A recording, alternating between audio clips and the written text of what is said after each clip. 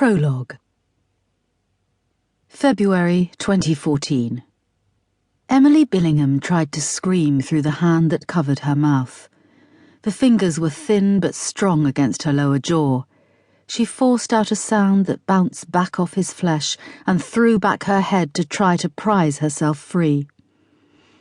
The back of her skull met with something hard, a rib. "Knock it off, you stupid little bitch," he said, dragging her backwards. The pounding in her ears almost drowned out his words. She could feel her own heart beating hard against her chest. The fabric across her eyes blocked out her surroundings, but she felt the gravel underfoot. Every step took her further from Susie. Emily bucked again. She tried to force herself away from his body, using her upper arms, but he just pulled her closer. She tried to squirm away from his grip, but his arms tightened. She didn't want to go with him. She had to get free. She had to get help. Daddy would know what to do. Daddy would save them both. She heard the creak of a door. Oh no, it was the van. She summoned the strength to scream. She didn't want to go in the van again. "No, please," she cried, trying to squirm out of his grip. He kicked her hard in the back of the knee. Her leg buckled and she stumbled forward, but he stopped her falling to the ground by grabbing a handful of hair. Her scalp stung as the tears broke free from her eyes. In one movement, he launched her into the rear of the vehicle and slammed the door shut.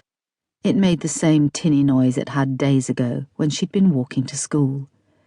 Her classroom seemed so far away now, and she wondered if she would ever see her friends again. The van reversed quickly, launching her against the doors. The pain shot from the back of her skull like a firework. She squirmed to right herself, but the van was moving fast, throwing her onto her side. Her cheek crashed against the wooden floor of the vehicle as it bounced along at speed. She winced as the skin on her bare calf snagged on a nail. A trace of warm blood trickled down to her ankle. Susie would tell her to be strong, like when she'd sprained her wrist in gymnastics.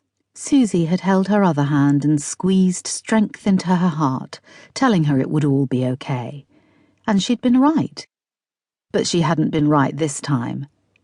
"I can't do it, Susie, I'm sorry," Emily whispered as the tears turned to sobs.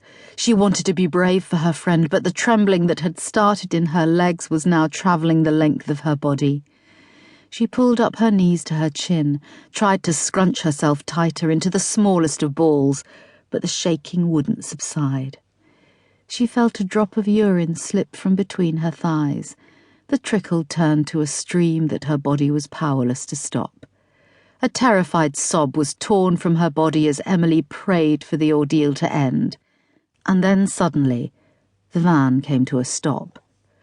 "Please, Mummy, come and get me," she whispered as the sudden ominous silence settled around her. She lay against the door unmoving.